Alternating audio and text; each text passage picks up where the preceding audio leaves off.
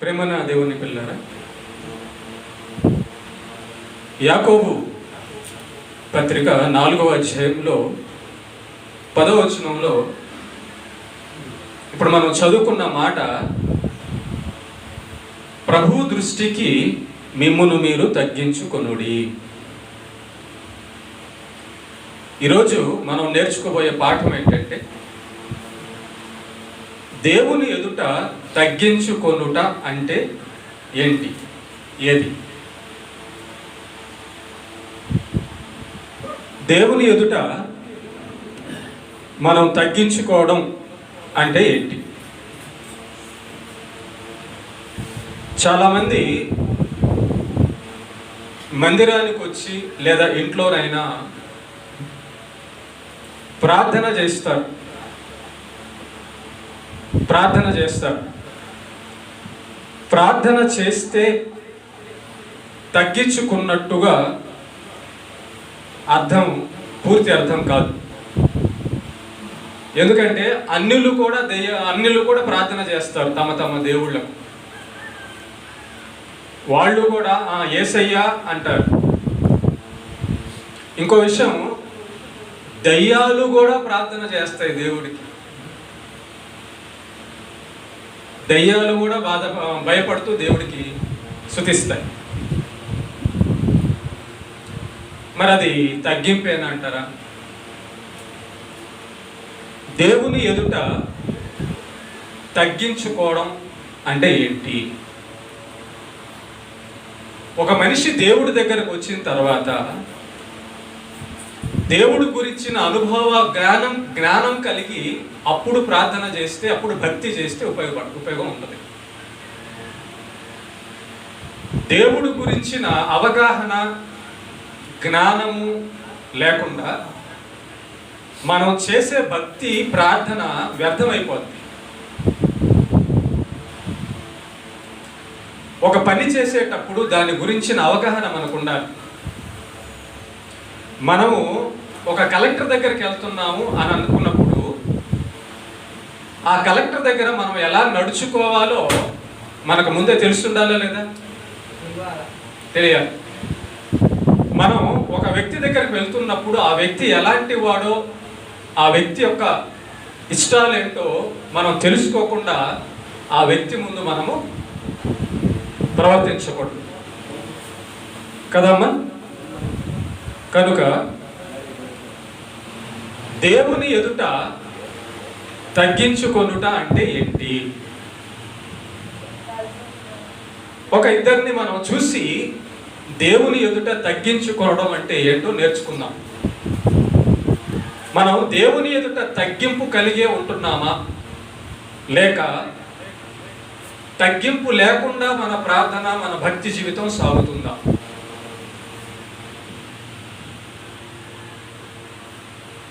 అన్యులు కూడా దేవుణ్ణి ప్రార్థిస్తున్నారు, అది వాళ్ళకి తగ్గింపు ఉన్నట్టేనా? దయ్యాలు కూడా దేవుణ్ణి స్తుతిస్తున్నాయి, అది తగ్గింపేనా? అసలు తగ్గించుకోవడం అంటే ఏంటి? దేవుని ఎదుటకు వచ్చి తగ్గించుకోవడం అంటే ఏంటో చూడాలి. ప్రేమ దేవుని బిడ్డ, ఈ విషయాన్ని మనం ఇద్దరు వ్యక్తుల ఇద్దరి నుంచి నేర్చుకుందాం. దేవుని దగ్గరకు వచ్చి తగ్గించుకోవడం అంటే ఏంటి చూద్దాం. ఒకసారి పరిశుద్ధ గ్రంథంలో నుంచి మత్తయి సువార్త 26వ అధ్యాయము 39వ వచనం. మత్తయి సువార్త లైట్ వేసాము, లైట్ వేసేసాం.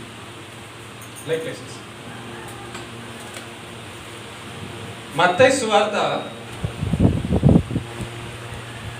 26వ అధ్యాయము 39వ వచనాన్ని మనం ఇద్దాం.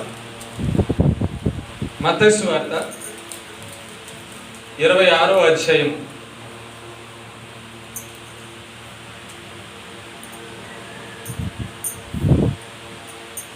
మత్తయి సువార్త 26వ అధ్యాయం. ఓకేనా? మత్తయి సువార్త 26వ అధ్యాయము 39వ వచనం. 39 చదువుతావా? రైట్, నేను చదువుతున్నాను. మత్తయి సువార్త 26వ అధ్యాయం 39వ వచనంలో ఒకసారి ఒక విషయం చెప్పిన తర్వాత మీకు ఈ వచనం అర్థమవుతుంది. యేసు ప్రభువు గురించిన వచనం ఇది. యేసు ప్రభువు ఈ లోకానికి ఒక కారణంతో వచ్చాడు.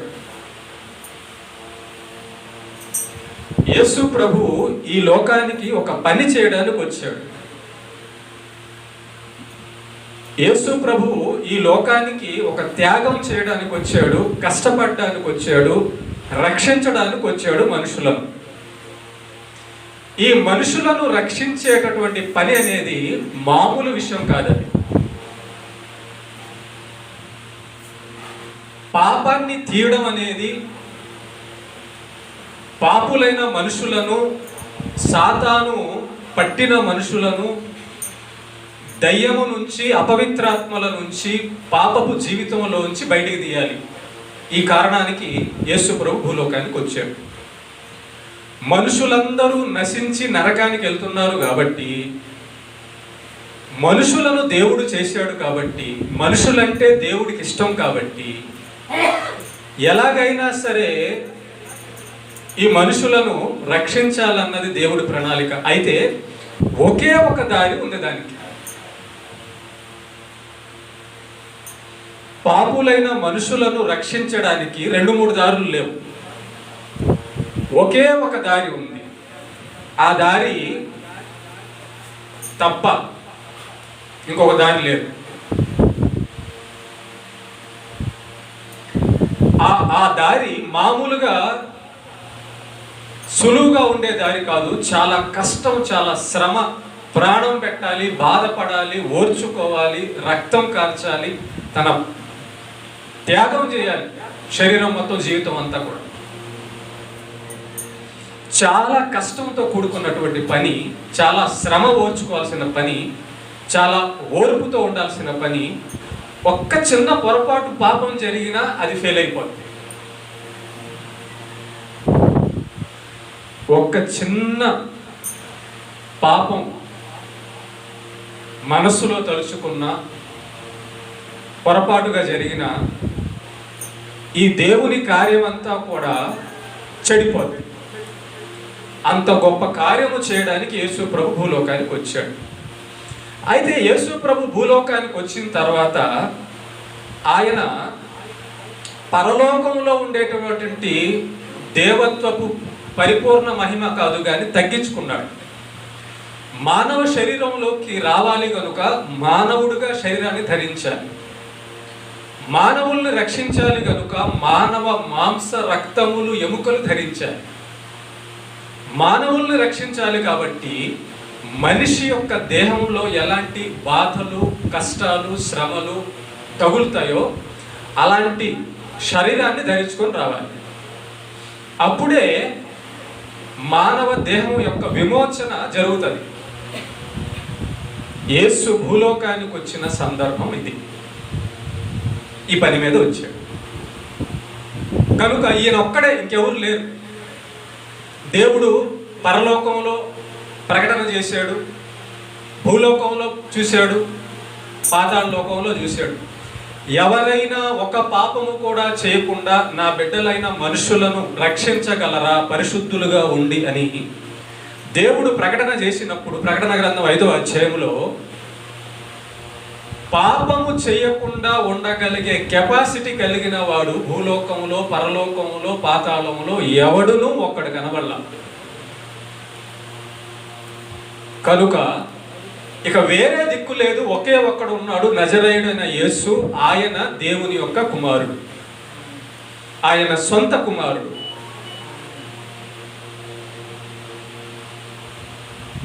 ఇప్పుడు వేరే వాళ్ళు ఎవరైనా చేయడానికి ఉంటే, చేయగలిగి ఉంటే తన కుమారుణ్ణి పంపించే అవసరం లేకుండా ఉండేది. కానీ ఈ కార్యానికి ఆయన ఒక్కడే అర్హుడు కనుక దేవుడు యేసు ప్రభుతో, తన కుమారుడైన యేసు ప్రభుతో అన్నాడు, నాయనా, నేను మనుషులను చేశాను, వారిని శాశ్వతంగా పరలోకంలో ప్రేమతో ఉంచాలని చేశాను, చూసుకోవాలని చేశాను. కానీ వాళ్ళు నా ఆజ్ఞ మీరి పాపము వలన మరణము, తీర్పు, నరకానికి పోవలసి వస్తుంది. నాకు ఈ విషయంలో చాలా బాధ అనిపిస్తుంది. వాళ్ళు నా మాట విని ఉంటే ఇబ్బంది ఉండేది కాదు, మాట మీరుతున్నారు కాబట్టి సమస్య వచ్చింది. ఈ సమస్యకి ఒకటే ఒక పరిష్కారం ఉంది నాయన. ఆ పరిష్కారం ఏంటంటే, పవిత్రుడైన వారి యొక్క రక్తం ఈ పాపుల మీద పడితే కానీ, ఆ పాపులు తీసుకుంటేనే కానీ వాళ్ళకి పవిత్రత రాదు, వారు పరలోకానికి రాలేరు, నరకం నుంచి తప్పించుకోలేరు. కాబట్టి నేను చూసినప్పుడు నా దృష్టిలో నీవు ఒక్కడవే నీతిమంతుడుగా పరిశుద్ధుడుగా ఉండగలిగిన వాడవై ఉన్నావు అని అన్నాడు తండ్రి. హెబ్రీ పత్రికలో ఉంటుంది ఈ మాట. దేవుడు తన కుమారుడితో ఈ మాట చెప్పిన తర్వాత ఇక తప్పదు కనుక మనుషులను దేవుడు వదులుకోవడానికి ఇష్టపడడం లేదు. తన ప్రియ కుమారుణ్ణైనా చంపడానికి ఇష్టపడ్డాడు. కానీ నిన్ను నన్ను దేవుడు ఎంత ప్రేమించాడో తెలిస్తే దేవుడి కోసం బతకకుండా ఉండలేము. Okay, right. యేసు ప్రభు వచ్చిన కారణము చనిపోవడానికి. గుర్తుపెట్టుకోండి, మనమందరం భూమి మీదకి బతకడానికి వచ్చాం, కానీ యేసు ప్రభు మాత్రం చనిపోవడానికే భూమి మీదకి వచ్చాడు.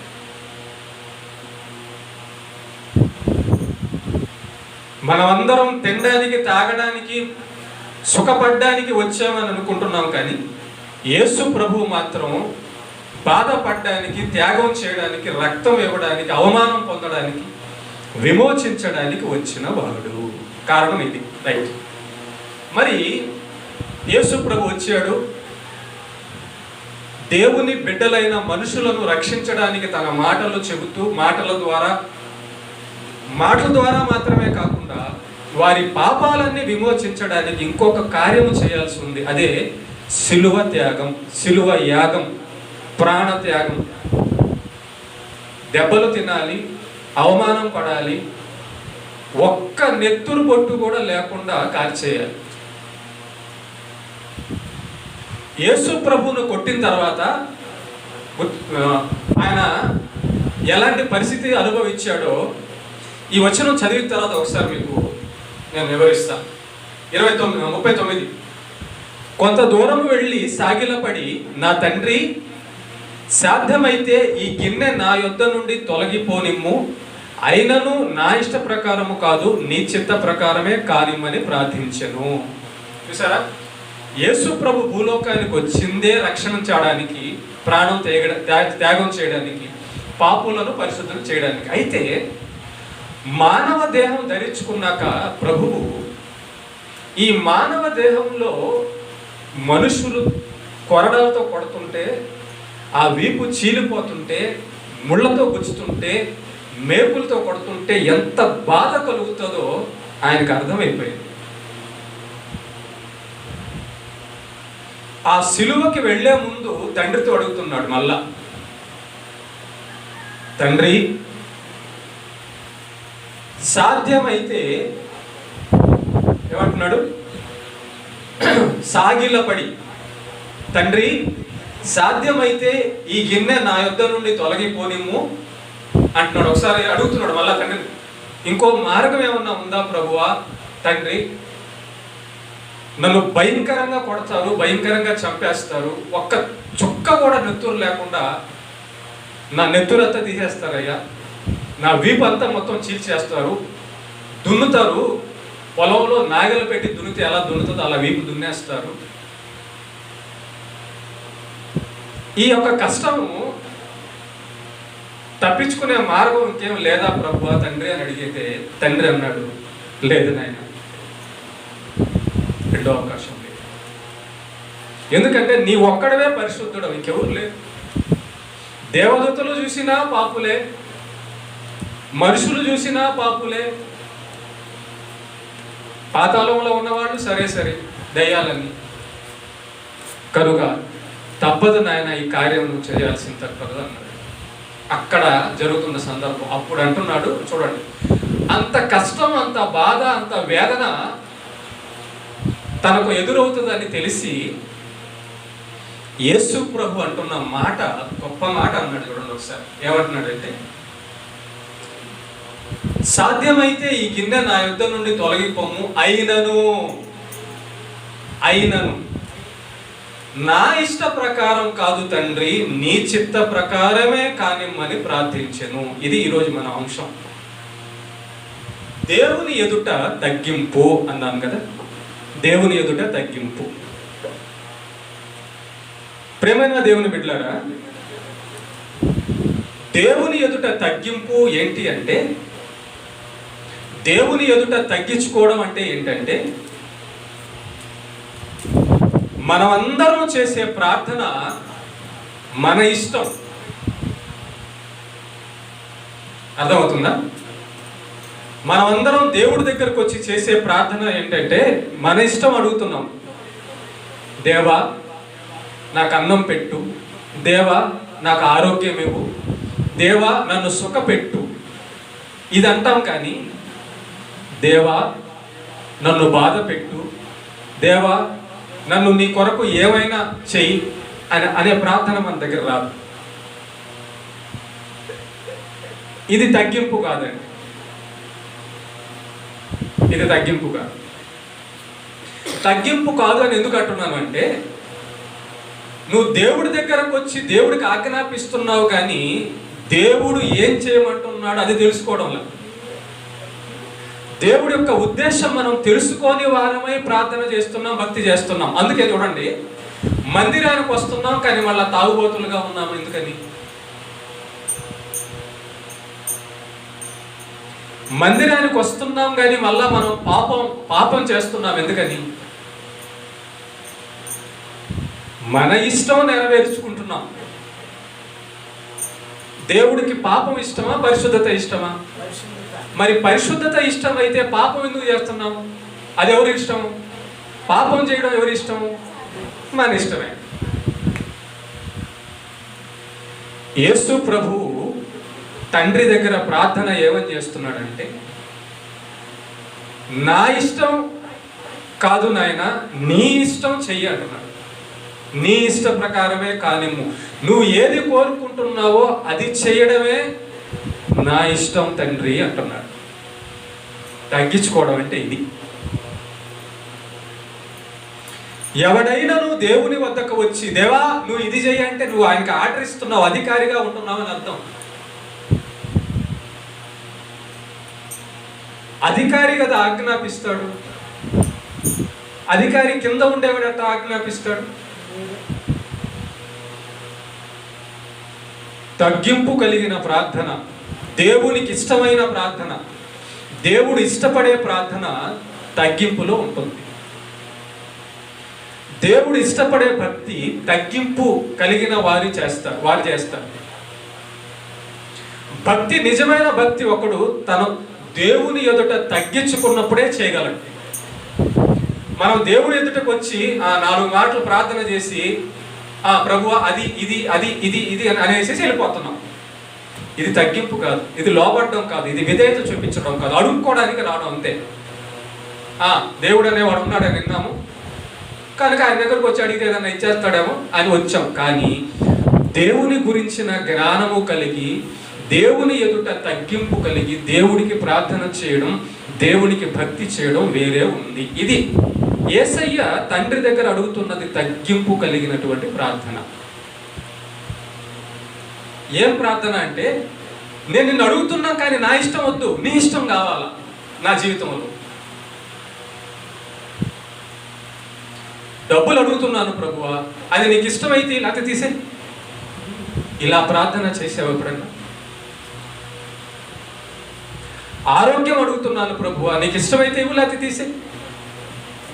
నీ కోసం పనిచేస్తా, నీ కోసం నేను చేస్తా అని అడగడం వేరు, మన కోసం అడగడం వేరు.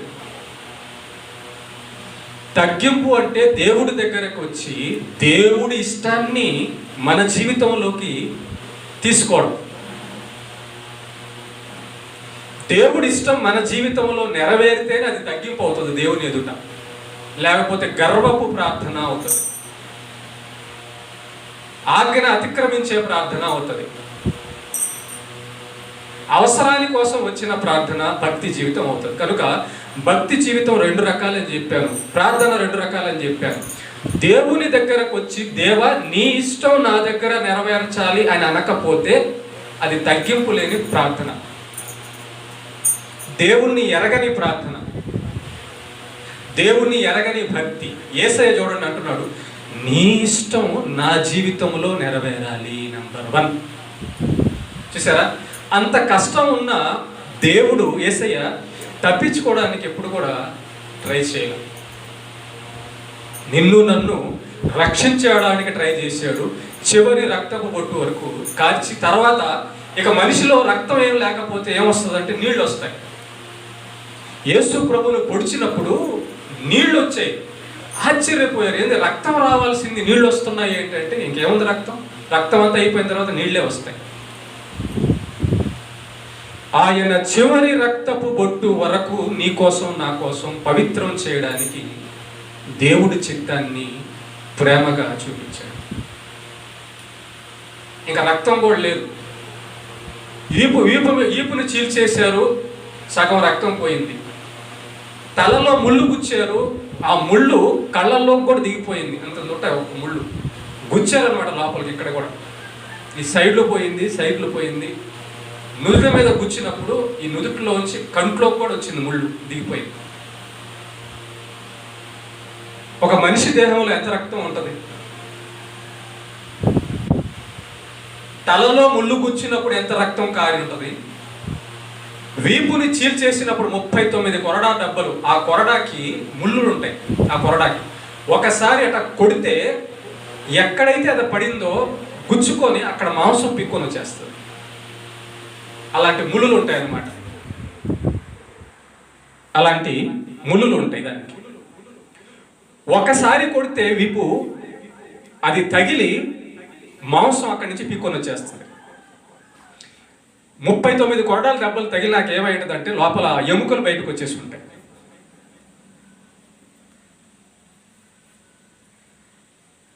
ఈ 39 కొరడా దెబ్బలు కొట్టిన తర్వాత లోపల ఎముకలు బయటకు వచ్చేసి ఉంటాయి. ఇంకా రక్తం ఏడుంటుంది? రెండోది అక్కడితో అయిపోయిందా? మళ్ళా భుజం మీద సిలువ మోపించి ఆ కల్వరి కొండ మీదకి తీసుకెళ్ళిపోయి అక్కడికి చేతులకి 2 చేతులకి 2 కాళ్ళకి మేకులు దించారు. ఇంకెక్కడ ఉంటుంది రక్తం? అందువల్ల ఒకడు పొడిచినప్పుడు నీళ్లు కారాయి అంట, రక్తం ఏం లేదు. ఇంకా అంతగా నిన్ను నన్ను ప్రేమించాడు దేవుడు.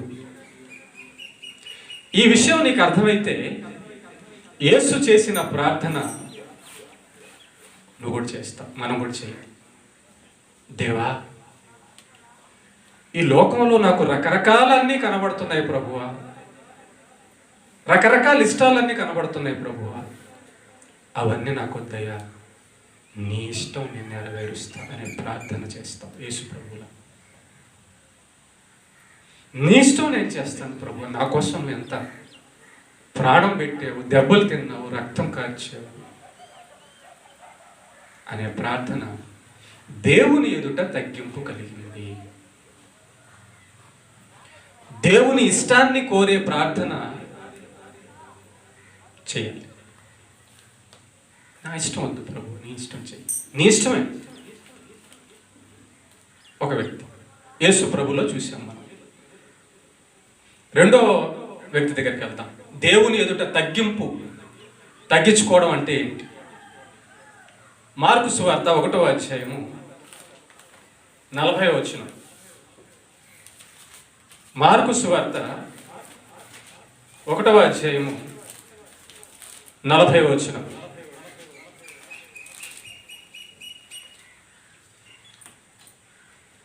చదువుతున్నాను. మార్కు సువార్త 1:40.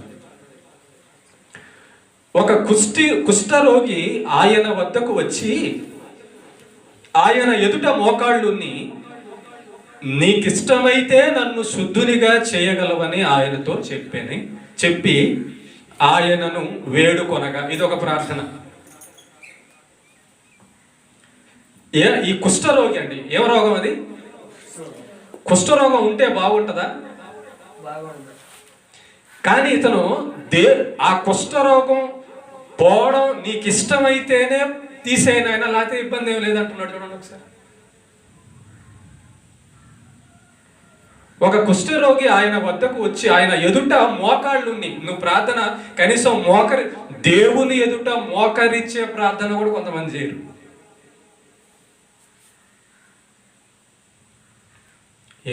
కాళ్ళు వంగవా?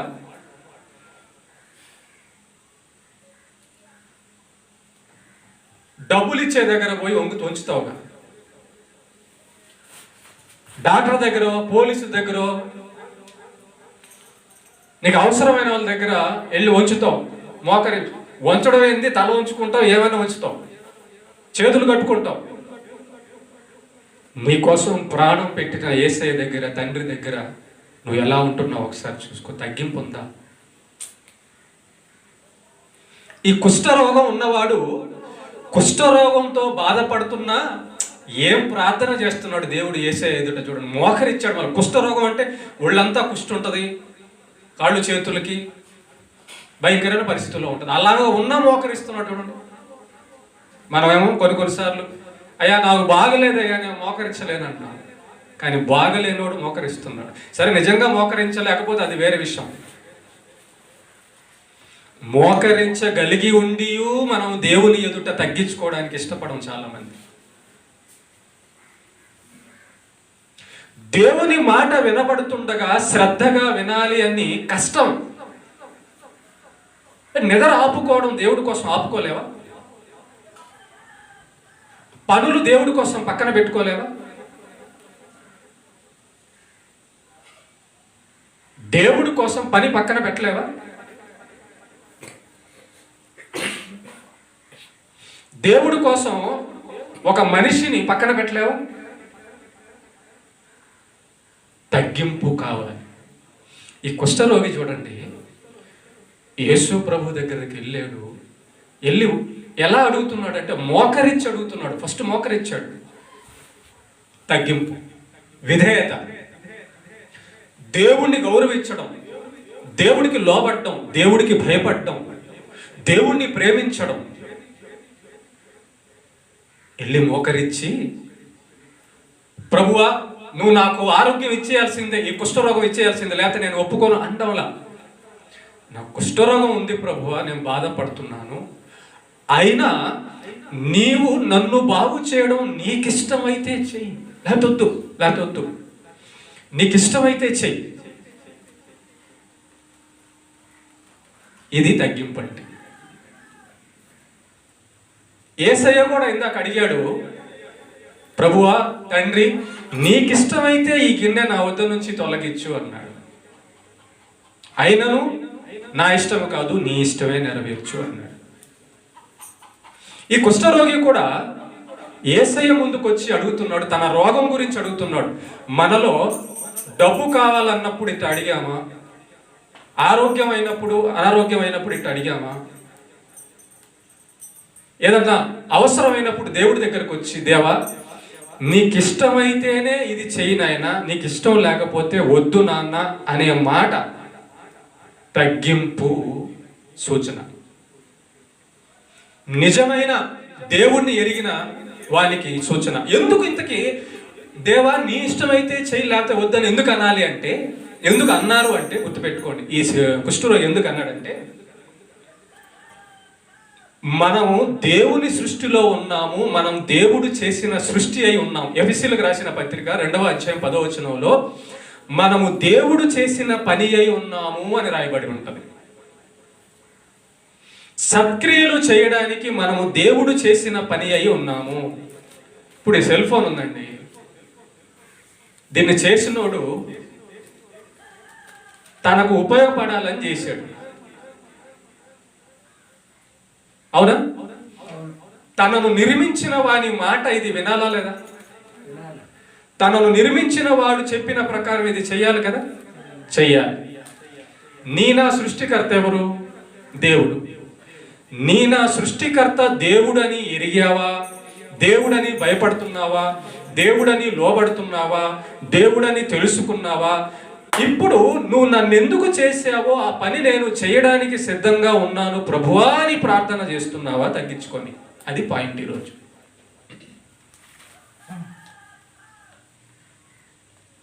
దేవా, నీ ఇష్టం నా జీవితంలో నెరవేర్చాలి అని దేవుడు సృష్టికర్త గనుక, దేవుడు మనల్ని సృష్టించాడు గనుక, సర్వ సృష్టికి ఆయన అధికారి గనుక, సర్వ సృష్టి శక్తిమంతుడు గనుక దేవుడి దగ్గరకు వచ్చి మనం ఏం చెప్పాలి అంటే, నువ్వు నా జీవితంలో ఏమనుకున్నావో అది నాకు క్షేమం తండ్రి, నువ్వు నా జీవితాన్ని ఎలా మలచాలనుకున్నావో అలా నడిపించు తండ్రి అని ప్రార్థన చేయడమే తగ్గింపు ప్రార్థన, తగ్గింపు భక్తి. నిజమైన ప్రార్థన, నిజమైన భక్తి. నిజమైన తగ్గింపు ప్రార్థన చేశాడు కాబట్టి కుష్ఠరోగిని దేవుడు ముట్టి, ఎవరు ముట్టరు కుష్ఠరోగిని? ఎంత తగ్గించుకొని వచ్చాడు ఆ కుష్ఠరోగి. ఆజ్ఞాపించడానికి రాలా దేవుడి దగ్గరికి, ఆర్డర్ వేయడానికి రాలా. దేవా చాలా మందికి చేసావు, వాళ్ళకి చేసి వీళ్ళకి చేసావు, నాకేం చేయడానికి అలా అనలా. నీకు ఇష్టమైతేనే బాగు. ఎందుకంటే నువ్వు నా దేవుడవు, నువ్వు నా సృష్టికర్తవయ్యా. నీ ఇష్టం ప్రకారం నేను ఎక్కడ ఉన్నాను కానీ నా ఇష్ట ప్రకారం నేను లేను. ధనవంతుడు నరకానికి వెళ్ళడానికి కారణం ఇష్టం, తెలుసా? అబ్రహాం అంటాడు, నీ జీవిత కాలం ముందు నీకు ఇష్టం వచ్చినట్టు బతికావు గనుక నరకానికి పోయావురా ధనవంతుడా అన్నాడు. లాజరు రోగి అయినా దేవుని ఇష్టాన్ని కోరుతున్నాడు. దేవా, ఇట్లాగే అడుగుంటాడు లాజరు కూడా ఇట్లాగే అడుగుంటాడు, ప్రభువా నీకు ఇష్టమైతే ఈ రోగాన్ని పోగొట్టు, లేదంటే లేదు అని అడిగాడు. కాబట్టి దేవుడు అన్నాడు, లేదు నాయన, నీకు ఈ రోగం ఉంటే మంచిది, ఎందుకంటే నువ్వు కళ్ళు నెత్తికొచ్చేస్తాయి, నువ్వు ఘనపరచవు, నువ్వు పక్కదారి పట్టిపోతావు, కాబట్టి ఈ రోగం నీకు నువ్వు కొంతకాలం ఉంచు, భరించు, నేను పరలోకంలో నీకు అంత శాంతి సమాధానం ఇస్తాను అని లాజరు చనిపోయే రోజు వరకు ఆ రోగం ఉంచడం అతనికి క్షేమమైంది. నీ నా జీవితంలో దేవుడు మనం పరలోకం చేరాలంటే కొంతమందిని పక్కకు తీయాలి, కొన్నిటిని ఉంచాలి, కొన్నిటిని తొలగించాలి. నేను పరలోకానికి వెళ్ళే దారికి మన ఆరోగ్యం అడ్డు రాకూడదు, మనుషులు అడ్డు రాకూడదు, మన పేరు, ధనము, గొప్పతనం ఏది అడ్డు రాకూడదు. దేన్ని చూసుకొని మనము దేవుడికి లోబడకుండా మన ఇష్ట ప్రకారం చేస్తున్నాం, దాన్ని తొలగించాలి. చాలా మందికి ఆరోగ్యం ఉందనుకో దేవుడి దగ్గరికి రారు, డబ్బు ఉందనుకో దేవుడి దగ్గరికి రారు, బలము, పేరు, ప్రతిష్టలు ఉన్నాయనగా నాకు దేవుడితో పనే ఉంది, నాకంతా నడిచిపోతుంది కదా అనుకుంటారు. కాబట్టి దేవుడి దగ్గరికి రారు. వాళ్ళకున్న బలాన్ని, ధనాన్ని, ఉద్యోగాన్ని, పేరును, ప్రతిష్టను, అందాన్ని చూసుకొని నాకు ఇప్పుడు దేవుడితో పనే ఉంది, అది తగ్గింపు కలిగిన ప్రార్థన కాదు. దావీదు మందసం, దేవుని మందసం వచ్చేటప్పుడు దావీదు రాజయుండి కూడా తన్మయత్వంతో దేవుని మందసం ముందు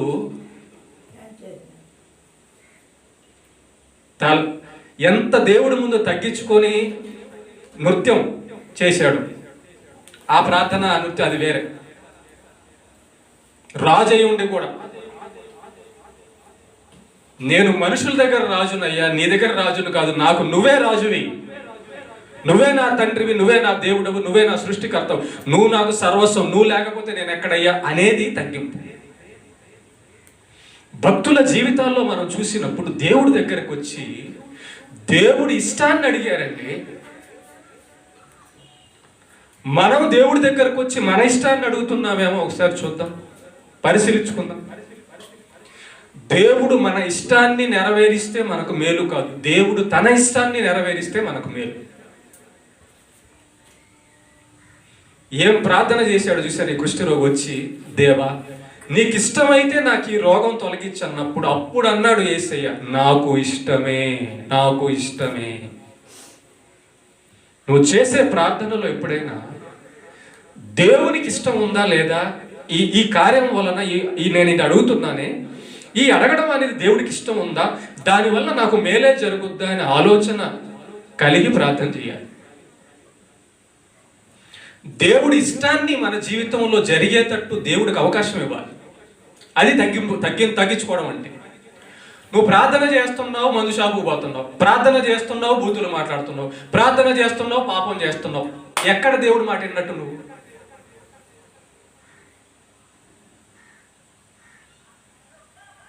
ఎక్కడ దైవ భక్తి, దేవుని చిత్తానుసారమైన భక్తి చేస్తున్నావు? మనమందరం తప్పిపోతున్నాం. కనుక ఇలాంటి తప్పిపోయే భక్తి జీవితంలో నుంచి తప్పిపోకుండా దేవుని చిత్తాన్ని నెరవేర్చే భక్తి ప్రార్థనలోకి అడుగులేయాలి.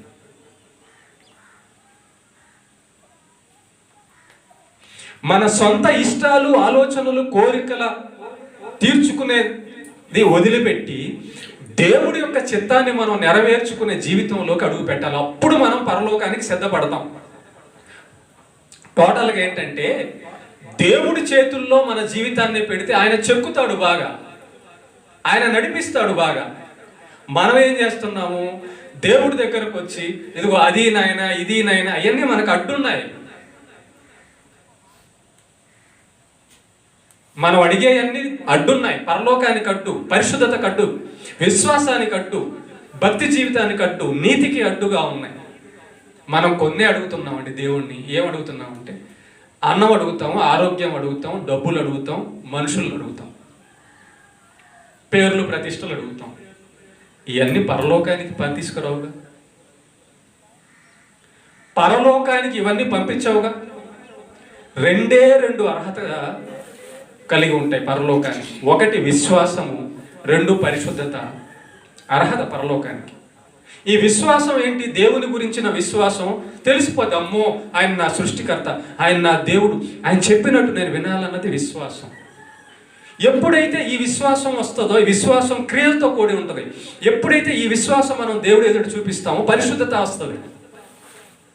ఏమొస్తుంది? పరిశుద్ధత వస్తుంది. జీవితంలో పరిశుద్ధత వస్తుంది. మనం ప్రార్థన చేయాల్సింది, దేవా ఒకసారి మన జీవితాన్ని మనం చూసుకొని, నా జీవితం పరలోకానికి వెళ్ళే విధంగా ఉందో లేదో చూసుకొని దాన్ని అడగాలి దేవుడి దగ్గర. ఈ రోగాలు, డబ్బులు, పేర్లు, ప్రతిష్టలు ఎంతకాలం? నరకానికి వెళ్ళిపోయే వాడిని నేను తప్పించిపోయింది. జ్ఞానము కలిగి భక్తి చేయుట, జ్ఞానము కలిగి ఉండుట అనగా దేవుని గురించిన జ్ఞానము కలగాలి మనకి. దేవుడు నా సృష్టికర్త, దేవుడు సర్వాధికారి, దేవుడు సర్వజ్ఞాని. అసలు నాకేం కావాలో నాకంటే దేవుడికి బాగా తెలుసు కదా.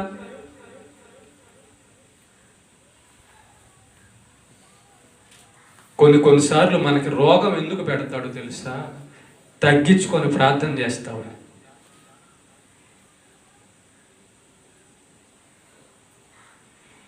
దేవుడు చెప్పిన భక్తి లైన్లో నిలబడ్డానికి ఈ రోగాలు కొన్నిసార్లు. పౌలుకు కూడా ఒకసారి ప్రార్థన చేస్తాడు యేసేకి, ప్రభువా పౌలు పాపం చేసి రోగం తెచ్చుకోలేదు, కానీ దేవుడి కోసం సువార్త చేసినప్పుడు, దేవుడిని చూసినప్పుడు ఆ కళ్ళ ఫోక్స్ పోతాయి. తర్వాత సువార్త చేసినప్పుడు రాళ్లతో కొడతారు, రకరకాల ఇబ్బందులు, దేవుడి కోసం ఇబ్బందులు పడి అనారోగ్యం పాలైపోతాడు, కన్ను చూపు తగ్గిపోతుంది. అప్పుడు యేసేని అడుగుతాడు, యేసయ్యా నేను నీ కోసం పనిచేస్తున్నాను కదా ప్రభువా, నాకు కొంచెం ఈ రోగం, ఈ అనారోగ్యం తీవా అంటే అప్పుడు యేసే ఏమంటాడు తెలుసా? వద్దు పౌలు అలా అడగబాక, ఈ రోగం నీకుంటేనే నువ్వు లైన్లో ఉంటావు పౌలు,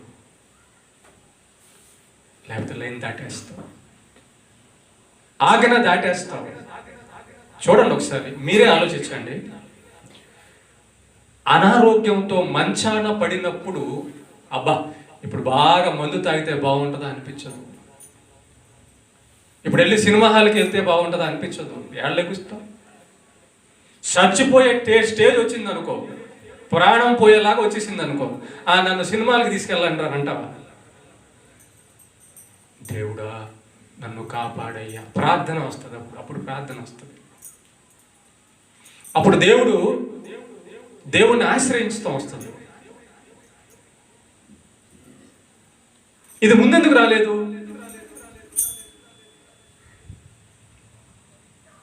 దేవుని ఎదుట తగ్గింపు లేక, దేవుని ఎదుట విశ్వాసం లేక, దేవుని ఎదుట భయము లేక, దేవుడికి లోబడక, మన ఇష్టం కారణం. మన ఇష్టం చాలా ప్రమాదం అమ్మా, మన ఇష్టం చాలా ప్రమాదం. మన ఇష్టం మనల్ని సోమరిపోతులు చేసేస్తుంది. మన ఇష్టం మనల్ని పాపులుగా చేస్తుంది. మన ఇష్టం మనల్ని వ్యభిచారులుగా, దొంగలుగా, దేవుడికి పనికి రాకుండా ఈ దేహాన్ని పాడు చేసేసుకుంటాం. ఇష్టపడి తాగుతున్నారా? ఇష్టం లేకుండా తాగుతారా? ఇష్టపడి వ్యభిచారం చేస్తారా? ఇష్టం లేకుండా వ్యభిచారం చేస్తారా? ఇష్టపడి పాపాలు చేస్తారా? ఇష్టం లేకుండా పాపాలు చేస్తారా? ఇష్టపడే. దేన్ని ఇష్టపడి? పాపాన్ని ఇష్టపడి. కనుక ఇలా ప్రార్థన చూడండి, యేసయ్య ప్రార్థన ఎంత బాగుంది, ఈ కుష్ఠరోగి ప్రార్థన ఎంత బాగుంది. ప్రభువా, అయ్యా నీ ఇష్టం నా జీవితంలో చెయ్యి ప్రభువా. ఎప్పుడన్నా కనుక్కున్నావా? నా ఇష్టాలు కంటే దేవుడి ఇష్టాలు నేను నెరవేర్చాలి, ఎందుకంటే ఆయన సృష్టికర్త. నీ ఇష్టాలు నువ్వు ఎంతకాలం నెరవేర్చగలవు? మన ఇష్టాలు చెప్పండి, మన ఇష్టాలు ఎంతకాలం నెరవేర్చుకుంటాం? దేవుడు మన కోసం చూసి చూసి చూసి, ఒరే తాగొద్దురా, ఒరే తప్పు చేయొద్దురా, ఒరే తప్పు చేయొద్దురా అని చూసి చూసి చూసి ఇప్పటికి ఎన్ని సంవత్సరాలు అయింది? ముసలోళ్ళు అయ్యారు, యవనంలో ఉన్నారు. తల్లి గర్భంలోంచి బయటకు వచ్చి ఎన్ని సంవత్సరాలు అయింది చూడండి ఒకసారి. దేవుడి కోసం పనిచేస్తున్నామా మనం? దేవుడి ఇష్టాన్ని మన జీవితంలో నెరవేరుస్తున్నామా అన్నది పాయింట్. ప్రేమ దేవుడి పిల్లల, అందుకే దేవుని దృష్టికి తగ్గించుకోవడం అంటే ఏంటంటే, ఒకడు వచ్చి ప్రార్థన చేస్తుంటాడు గంటలు, అది కాదు. నువ్వు గంట సేపు ప్రార్థన చేసిన, ప్రభువా ప్రభు అని ప్రార్థన చేసిన తగ్గింపేది? దేవుని చిత్తం నీ జీవితం లేదు. నువ్వు గంటల బైబిల్ చదివినా, గంటల ప్రార్థన చేసినా, ఆ నోటితో యేసయ్య అన్న పనికిరాదు. దేవుని యొక్క ఇష్టము మన జీవితంలో నెరవేరినప్పుడే, చేసినప్పుడే, అప్పుడు నిజమైన భక్తుడివి, నిజమైన ప్రార్థన చేసేవాడు అని అర్థం. నీ ఇష్టాల ప్రకారం నువ్వు బతుకుతా దేవుడి దగ్గరకు వచ్చి ప్రార్థన చేస్తే ఉపయోగం ఏముంది? నీ ఇష్ట ప్రకారం నువ్వు బతుకుతా దేవుడి దగ్గరకు వచ్చి ఆరోగ్యం అడుగుతావు, నీ ఇష్ట ప్రకారం నువ్వు బతుకుతా దేవుడి దగ్గరకు వచ్చి అన్ని అడిగితే అది పాపం చేయడానికే కదా.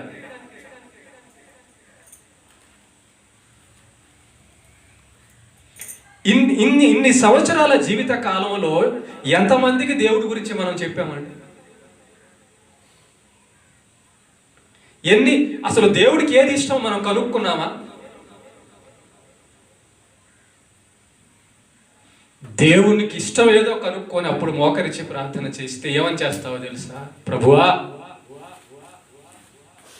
అనేక ఆత్మలు రక్షించినట్టు నన్ను వాడుకో ప్రభువా. ఈ ప్రార్థన వస్తుంది. నీ ఇష్టం మనుషులందరూ పరిశుద్ధులై పరలోకానికి వెళ్ళాలి అన్నది నీ ఇష్టం. నీకు మనుషులంటే ఇష్టం, ప్రేమ. వాళ్ళు పాపం చేసి నరకానికి వెళ్తున్నారు గనుక వాళ్ళు ఎలాగైనా నరకం నుంచి తప్పించే వాక్యము, ఆ దారిలోకి మళ్ళించడం నీకు ఇష్టం కదా ప్రభువా. నీ ఇష్టమైన ఆ ఆత్మల రక్షణ పని నేను చేస్తాను ప్రభువా అనేది ప్రార్థన వస్తుంది. ఈ ప్రార్థన ఇంకా రాలేదంటే నీ ఇష్ట ప్రకారం నువ్వు బతుకుతున్నావు అని అర్థం. నిజమే, నీ ఇష్ట ప్రకారం నువ్వు బతుకుతున్నావు కాబట్టి ఈ ప్రార్థన రాలా. ఈ పని కూడా కనబడదు. సువార్త ఎక్కడ చేస్తావు? చేయవు. ఎందుకు చేయవు? నీ ఇష్ట ప్రకారం నెరవేర్చుకునే పనిలో ఉంటావు. సువార్త ఎవరి కోసం? దేవుడి కోసం. ఆయన కోసం నేను ఎందుకు చెప్పాలి కష్టపడి? ఆయన గురించి నేను ఎందుకు దెబ్బలు తినాలా, నేను ఎందుకు అవమానపడాలా, నేను ఎందుకు నడవాలా, నేను ఎందుకు ఇవన్నీ తెచ్చుకోవాలా? యేసయ్య అంటే ఆయన పిచ్చోళ్ళే, ఆయన చేశాడు. అపోస్తలులు అంటే వాళ్ళు పిచ్చోళ్ళే, వాళ్ళు చేశారు. కొంతమంది పాస్టర్లు వాళ్ళు పిచ్చోళ్ళు, వాళ్ళలాగా నేను ఎందుకు కష్టపడి, నేను తెలివి ఉంది కదా, నేను తెలివికల్లో ఉంది కదా, వచ్చి ఆదివారం కాసేపు కూర్చొని యేసయ్య యేసయ్య అంటే పరలోకి వెళ్ళిపోతా.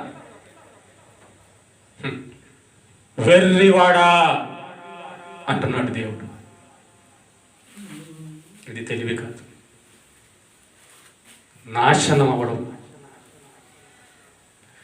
దేవుని ఇష్టాన్ని నువ్వు కనుగొకపోతే, దేవుడి ఇష్టం దేవుడి చిత్తం నీ జీవితంలో జరగకపోతే ప్రమాదం. దేవుడి ఇష్టం జరిగితే నీకు మేలు. ఎందుకంటే దేవుడి ఇష్టం మన జీవితంలో జరిగితే ఏమవుతుందంటే మనం పరిశుద్ధులు అవుతాం.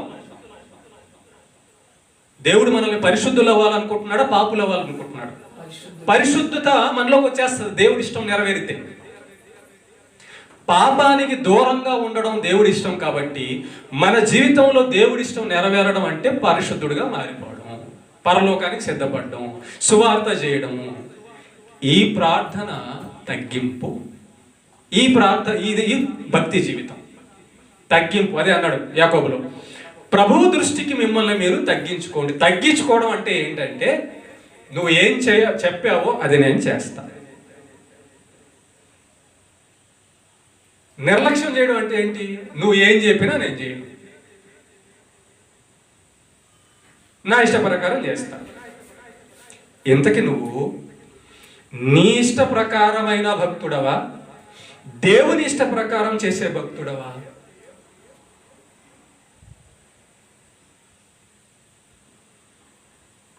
దేవుని చిత్తం నీ జీవితంలో నెరవేరుతుందా? దేవుని ఇష్టం నీ నోట్లోంచి బయటకు వస్తుందా? దేవుని ఇష్టం నీ జీవితంలో అందరికీ కనబడుతుందా?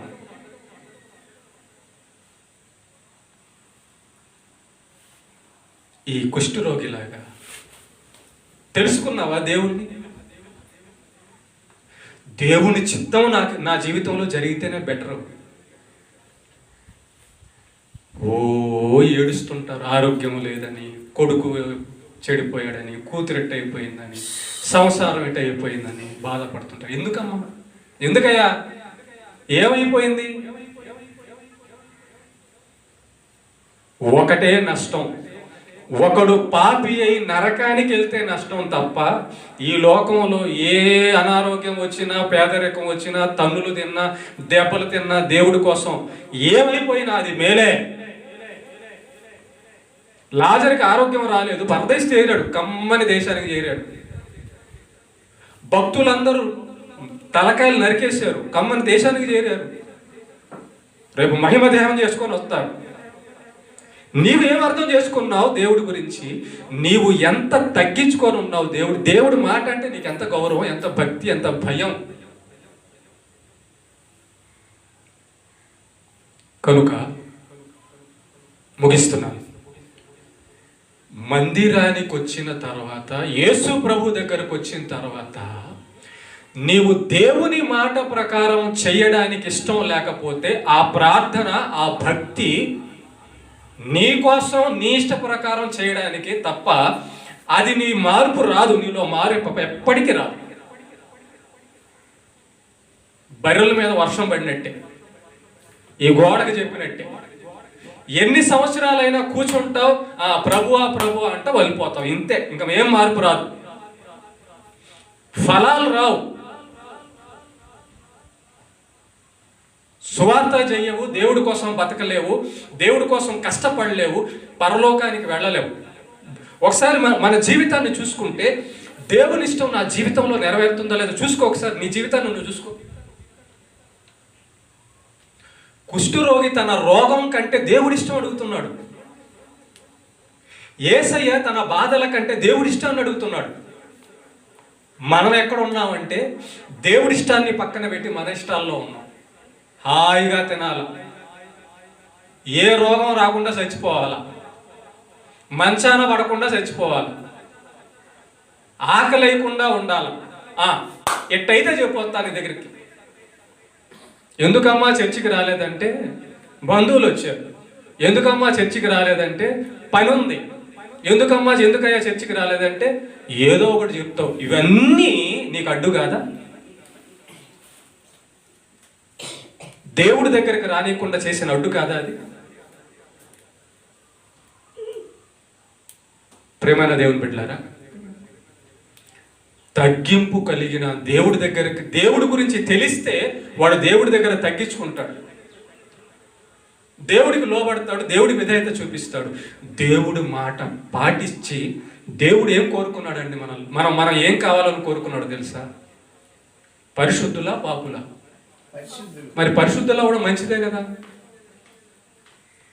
సోమరోళ్ళ పనోళ్ళ? మరి పని చేయడం దేవుడి కోసం కరితే కదా.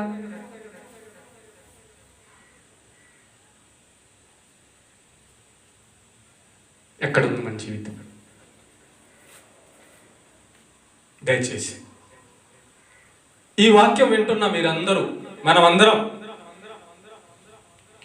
దేవుడి చిత్తం ఏంటంటే మనం ఆయనలాగా పరిశుద్ధులుగా, ప్రేమ కలిగిన వారుగా, మనుషులందరినీ రక్షించే వారుగా ఉండాలన్నది, పరలోకంలో యుగయుగాలు ఉండాలన్నది, భూలోకంలో పనిచేయాలన్నది ఆయన యొక్క చిత్తం. యేసు వచ్చాడు, పనిచేసి వెళ్ళాడు. ప్రవక్తలు వచ్చారు, పనిచేసి వెళ్ళారు. అపోస్తలులు వచ్చారు, పనిచేసి వెళ్ళారు. నువ్వు ధనవంతుల్లాగా సుఖపడి వెళ్ళిపోతావా నరకానికి? దేవుడు నిన్ను నన్ను అనారోగ్యంలోంచి తీసేయాలంటే ఒక నిమిషం పట్టదు. దేవుడు సర్వశక్తిమంతుడు, సర్వజ్ఞాని, ఏదైనా చేయగలడు, ఏదైనా తెలుసుకోగలడు. ఫస్ట్ మనకేం కావాలో దేవుడి దగ్గర తెలుసుకోవాలి. దేవుడు మన విషయంలో ఏం కోరుకుంటున్నాడు అది తెలుసుకో. నీ వైపు నుంచి చూడబాక, దేవుడి వైపు నుంచి చూడు. దేవుడి వైపు నుంచి చూస్తే నీకు అర్థమవుతుంది. దేవుడు నీలో నాలో పరిశుద్ధతని, నిత్య జీవాన్ని పరలోకంలో తీసుకెళ్ళాలి. అసలు ఆ యుగాలు ఉండే ఆ లోకంలో ఎక్కడేం అనుభవిస్తారండి? అన్నం, తిండి, సుఖం.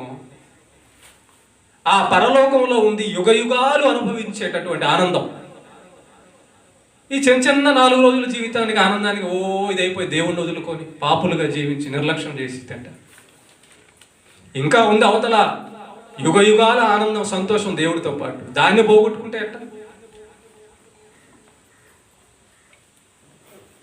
ఈ రోజు నుంచి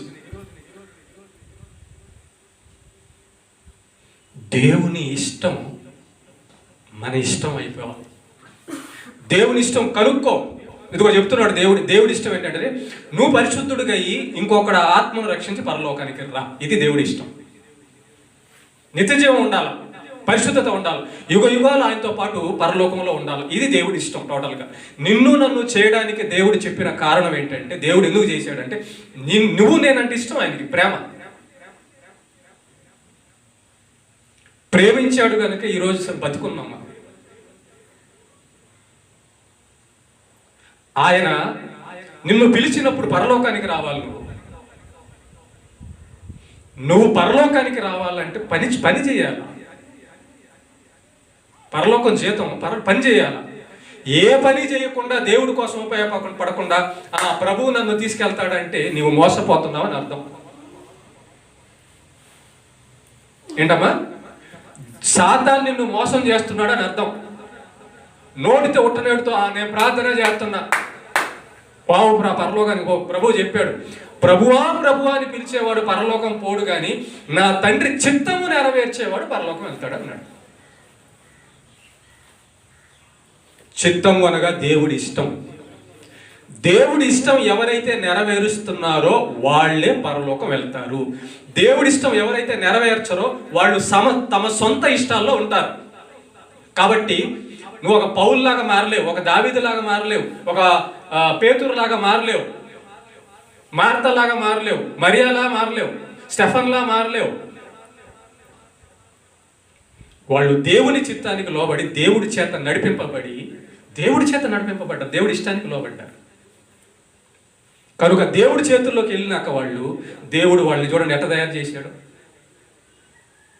ఈ వాక్యం మనం చదువుతున్నామంటే మార్కు గారు రాశారు. మార్కు ఎలా తయారయ్యాడు? పేతురు ఎలా తయారయ్యాడు? పౌలు ఎలా తయారయ్యాడు? దేవుడి పనివారుగా, దేవుడి పనివారుగా, దేవుడి పనివారుగా, దేవుడి పనివారుగా, దేవుడి పనివారుగా. నువ్వు ఏ పనిలో ఉన్నావు? నీ శరీరానికి తిండి పెట్టే పని, నీ శరీరానికి సుఖం పెట్టే పని, ఏ పనిలో ఉన్నావు? దేవుడు చూసి చూసి చూసి చూసి ఓర్చుకొని ఓర్చుకొని ఓర్చుకొని పోరా అంటాడు. పిలిచి పిలిచి పిలిచి పిలిచి పిలిచి పిలిచి వా అంటాడు. వద్దు, ఆ మాట అనిపించుకోకూడదు. నిర్లక్ష్యం అది. దేవుడు చేశాడు, ఆయన కోసం పనిచేయాలి మనం. అందుకే ఇలాంటి పర్ఫెక్ట్ బోధ, పరలోకానికి సిద్ధపరిచే బోధ ఇక్కడ ఉంటుంది కాబట్టి ఎక్కువ మంది ఇక్కడ నిలబడలేరు. ఇక్కడ హంగామా, డ్యాన్సులు, జోకులు, నవ్వించేవాడు, కవించాడు ఇవి ఉండవు. కర్ర పట్టుకొని కొట్టినట్టు ఉంటుంది అంతే. నా బాధ దేవుడి యొక్క కృపను బట్టి నువ్వు పరలోకానికి రెడీ అవ్వాలి. ఇక్కడ కాదు తాగి తందనాలు ఆడడానికి. పరలోకానికి రెడీ అవ్వాలి, పరిశుద్ధంగా, విశ్వాసంగా, ఆత్మను రక్షించే విధంగా. అలాంటి వాడే ఇక్కడ నిలబడతాడు. ఇక్కడ ఈ మందిరంలో నిలబడాలి అంటే దేవుడి చిత్తం జరిగించేవాడే నిలబడగలరు. ఇక్కడ చేత ఉండలేడు, ఎవరు ఉండలేరు. అలాగా దేవుడి చిత్తం నెరవేర్చే వాళ్ళే ఉంటారు. ఇంకొకటి ఏమైనా అవనే అని చెప్పని బరి మీద వర్షం పడితే ఎట్టా ఉంటుంది అలాంటి వాళ్ళు కూడా ఉంటారు. 3 రకాలు. దేవుడి చిత్తం నెరవేర్చకుండా మేము చేయలేమని వెళ్ళిపోయే వాళ్ళు, శాతానికి లొంగిపోయి. 1 దేవుడి చిత్తం నెరవేర్చే కష్టమైన నష్టమైన చేస్తాననే వాళ్ళు 2. 3వది నువ్వు చెప్పేది నువ్వు చెప్తా ఉండు, మేము వింటేది మేము వింటా ఉంటాం. ఎక్కడేసిన బొంగలి ఆడే. ఇలాగ 3 బ్యాచ్లు ఉంటాయి. నువ్వు ఏ బ్యాచ్?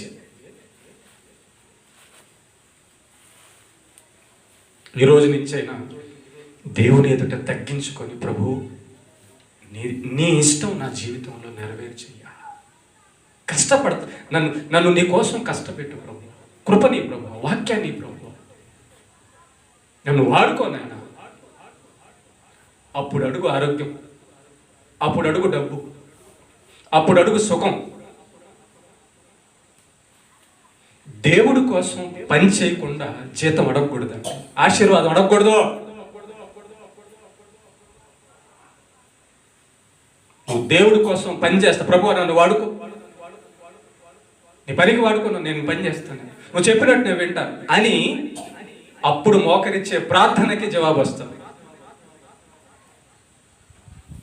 పౌలు దారిలో వెళ్తుంటే ఆపి ఏమన్నాడు తెలుసా? ఇతడు నా సాధనం అన్నాడు. చూడండి ఎట్ట వాడుకున్నాడు పౌలుని దేవుడు. ఎన్ని ఊర్లు తిరిగాడు, ఎన్ని దెబ్బలు తిన్నాడు, ఎన్ని ఆత్మలు రక్షించాడు, ఎంత దేవుడికి పేరు తెచ్చాడు, ఎంత దేవుడి ఇష్టాన్ని నెరవేర్చాడు. మనం సెల్ ఫోన్లో ఇష్టం, మందులో ఇష్టం, అన్నంలో ఇష్టం, చీరల్లో ఇష్టం, బంగారంలో ఇష్టం, ఆ చచ్చిపోయి నరకానికి వెళ్ళే వాళ్ళ మీద ఇష్టం. దేవుడి వైపు చూసి నీకేది ఇష్టం ప్రభువా, అది నేను చేస్తాను, అది కావాలి దేవుడు.